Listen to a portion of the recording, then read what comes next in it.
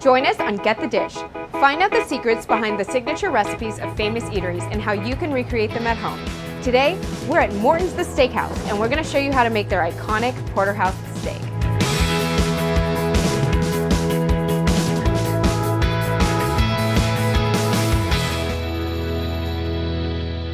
Each year, Morton sells over 2 million steaks and remains a celebrity favorite both on-screen in shows like Entourage and off-screen amongst celebrities like George Clooney and Hilary Swank. Today, I'm here with Chef Gabino Avila, and he's going to show us Morton's technique to grilling the perfect porterhouse steak, and you can apply it to other cuts as well. Chef, can you walk us through how Morton selects their cuts? Absolutely.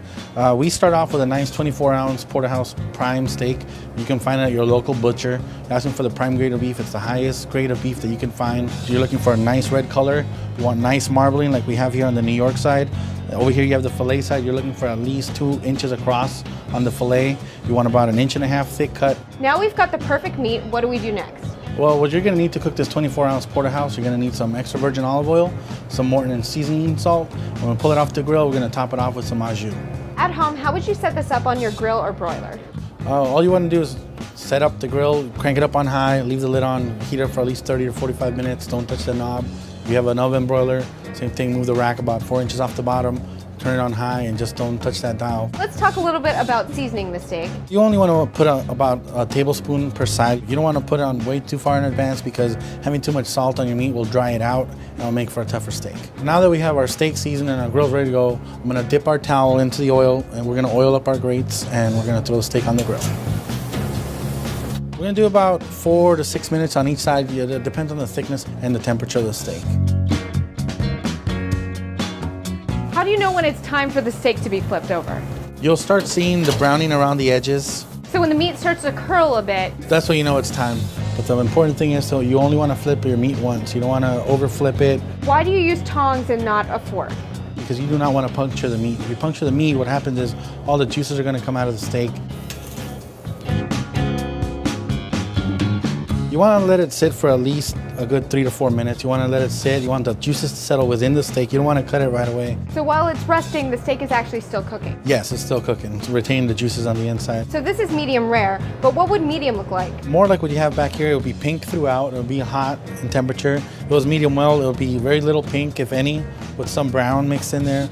Well done would be brown all the way throughout. So let me show you how we test the steaks here. What do we show our guys? So you stick your hand out like this, and you're gonna touch the inside part of your palm, and that's what a rare steak's gonna feel like. If you put your index finger over and you touch it some more, that's what a medium rare steak's gonna feel like. There you go, very good. A little tighter. A little tighter. You can feel it tighten up. The middle finger, that would be about medium. Medium well with your ring finger. And then if you make a little fist and you touch the back of your thumb there, that's what a well done steak should feel like. Now that the steak is done, we're gonna serve it with a little au jus. You can buy this at the store, but today we're gonna learn how to make it the Morton's way. Veal and beef demi-glaze, beef base, chicken base, whole black peppercorns, white pepper, ground up garlic powder, bay leaves, and some thyme. All right, let's get started. Okay, so to get started, you need a pot of boiling water.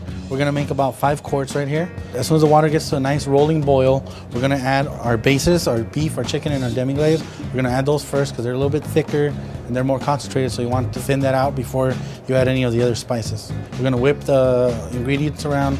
Once we know that there's no lumps left sitting at the bottom of the pot, we're gonna add our peppercorns, our garlic powder, our white pepper, our thyme leaves, our bay leaves. Once it boils for about 30 minutes, we're gonna get our chinois. We'll place it over the container that we actually want to keep the au jus in.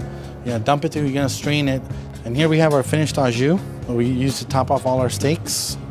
I can smell it, it's intoxicating. I think I could bathe in it. Make sure you cool it down a little first, but. Wow, Chef, this looks amazing.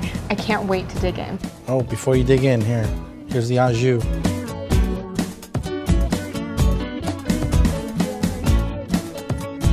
Oh my goodness. Most tender cut of meat that we have.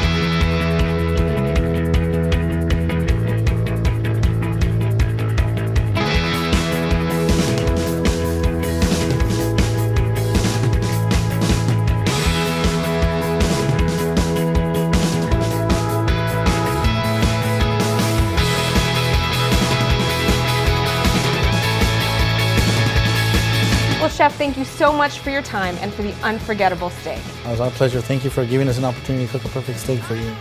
See you next time when we get the dish on Yum Sugar TV.